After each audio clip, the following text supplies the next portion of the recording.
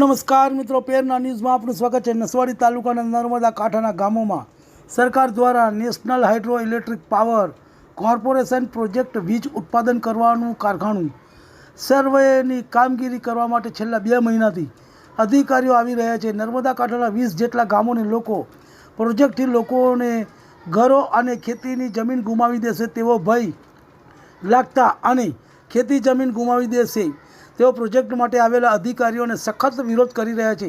આગલા દિવસે પોલીસના કાફલા સાથે પહોંચેલા અધિકારીઓને સર્વેની કામગીરી માટે રોકી દેવામાં આવ્યા બાદ બીજે દિવસે છોટાઉદેપુર જિલ્લા કલેક્ટર ગાર્ગી જૈન, છોટાઉદેપુર સાંસદ જસુભાઈ રાઠવા, ધારાસભ્ય અભયસિંહ તડવી, ઉચ્ચ અધિકારીઓ હાઇડ્રો પાવર પ્રોજેક્ટ સ્થાપિત સ્થાનિકોના લોકો સમજાવવા માટે વાડિયા ગામે પહોંચેલા હતા અને 20 ગામોના વધુ આદિવાસીઓ સંગઠિત થઈ ગયા હતા। સામે તંત્ર વિરોધનું બ્યુગલ ફૂંક્યું હતું। એક જ માંગ પર અટલ રહ્યા હતા કે પ્રોજેક્ટને રદ કરો। નર્મદા કાંઠાના વિસ્તારના હાઇડ્રો પાવર પ્રોજેક્ટનો વિરોધ કરી અન્ય રાજકીય પાર્ટીઓ પણ આદિવાસીઓના સમર્થનમાં આવે તેવી શક્યતાઓ વધી રહી છે। આગામી સમયમાં વિરોધ ઉગ્ર બને તો નવાઈ નહીં। રિપોર્ટ ચિરાગ રાઠવા, ભરત ભરવાડ, નસવાડી। તમને અમારા સમાચાર પસંદ આવ્યા હોય તો like, share, bell icon, comment અને સબસ્ક્રાઈબ કરો।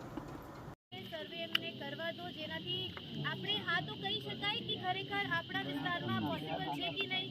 પછી તમારે કંઈ વિરોધ કરવાના હોય, તમારે કંઈ કહેવાનું હોય, સરકાર પ્રોજેક્ટ લાવે તો એમાં તમે બધા ત્યારે કહી શકશો, પણ અત્યારે સંપાદનની વાત છે જ નહીં। બેન તમે સાંભળો ભાઈ, આ છીએ ને તો તમે પણ સાંભળો શું કહીએ છીએ અમે લોકો। પછી ખબર પડશે કે શું થવાના છે। સર્વે તમે કરવા દેતા જ નથી તો એ કન્ક્લુઝન તો કરીએ કે થઈ શકશે કે થઈ શકશે નહીં, હા કે ના। અત્યારે કંઈ જમીન સંપાદન તમારી થવાની જ નથી, ફક્ત સર્વે કરવાના છે। તો સર્વેમાં તમે કેમ એટલા બધા પ્રશ્નો આવે છે ભાઈ?